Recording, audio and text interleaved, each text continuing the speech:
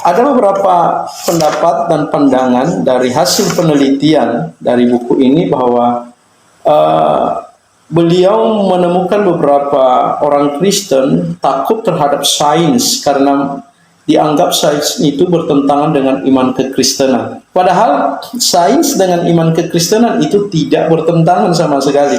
Kalau kita melihat nanti bagaimana sains itu justru adanya ketepatan di mana data-data yang disajikan oleh Alkitab itu dapat dibuktikan oleh sains. Nah, kan begitu. Jadi dalam hal ini sejauh yang kita pelajari terkait dengan sains-sains yang berkembang untuk zaman modern ini, ketika dia itu bersinggungan dengan teks-teks Alkitab, maka tidak ada yang namanya kontradiksi di dalamnya. Misalnya, saya kasih contoh, di mana ilmu di dalam biologi atau ilmu kedokteran ya, tentang kehidupan manusia atau makhluk hidup, di mana dikatakan bahwa darah itu merupakan nyawa daripada makhluk hidup atau khususnya manusia. Nah, juga di dalam ilmu kedokteran menyatakan hal yang demikian. Maka itu dibuktikan. Di abad ke-19 sudah muncul yang namanya teori itu dan penemuan itu. Dan itu terbukti sebagaimana yang dikatakan oleh Alkitab.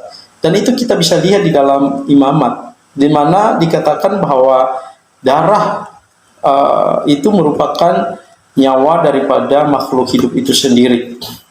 Jadi pengkajian-pengkajian kita terhadap sains itu sebenarnya tidak menjadi satu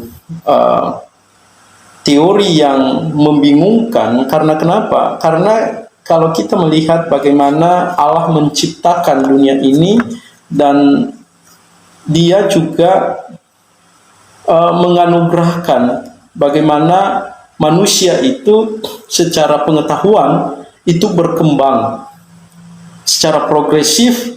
Manusia itu memahami segala sesuatu dan juga memanfaatkan segala sesuatu itu didasarkan pada pengetahuan-pengetahuan yang diberikan oleh Allah. Misalnya ya, dari dulu kita hanya melihat bagaimana Allah memberikan pengetahuan kepada manusia, bahkan Dia justru secara khusus memberikan sebuah pengetahuan kepada Nuh misalnya untuk membuat bahtera, ya kan?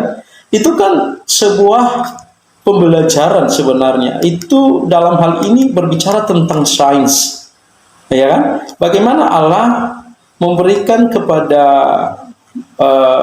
Nuh suatu pengetahuan bagaimana dia harus membangun bahtera, dan dia memberikan ukurannya, bahkan sampai pada penyelesaian bahtera itu juga disebut sebagai perkembangan yang namanya teknologi.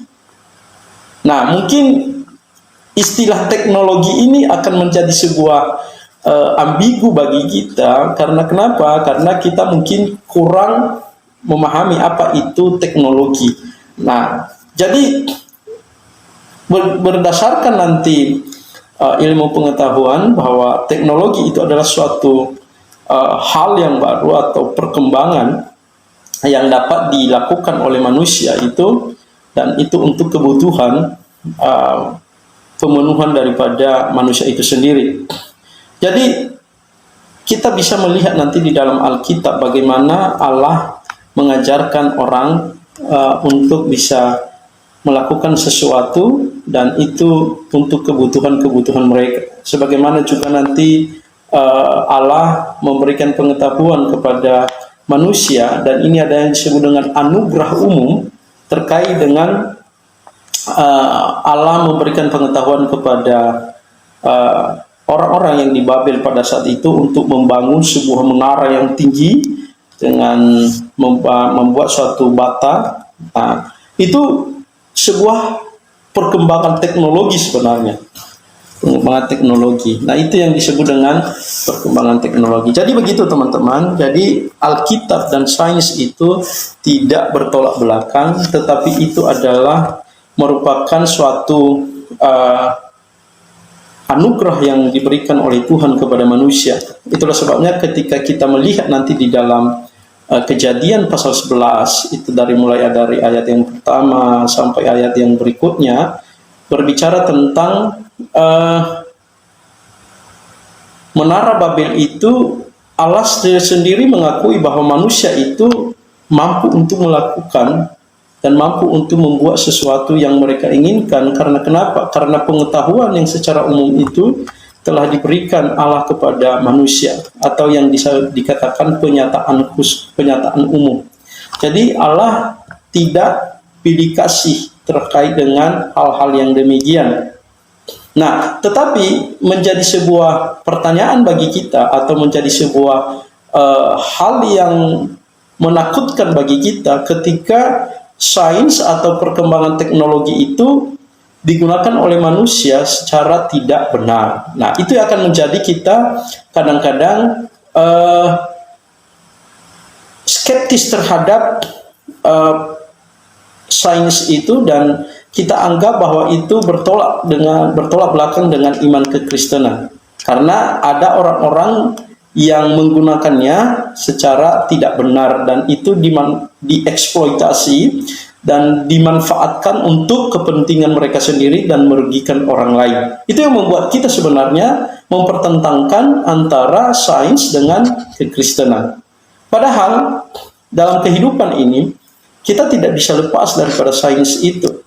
Tetapi ketika kita memahami sains itu dan memperlakukannya sebagaimana kita memperlakukan hidup kita, sebagaimana yang dikatakan Alkitab, maka sains itu akan menjadi berkat bagi kita.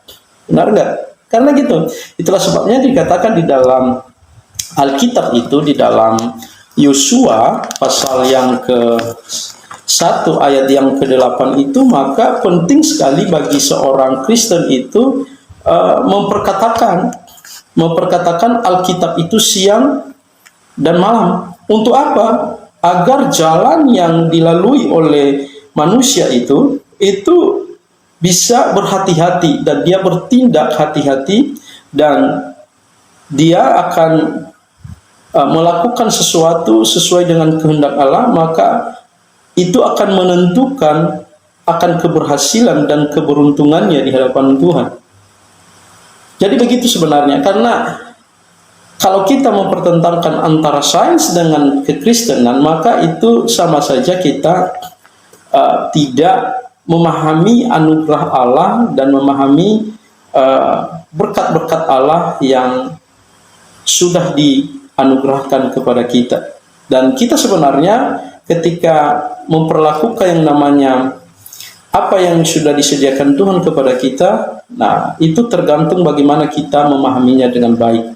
Oke, itulah hal-hal yang perlu kita pahami ketika kita berbicara tentang iman dan juga terkait dengan sains.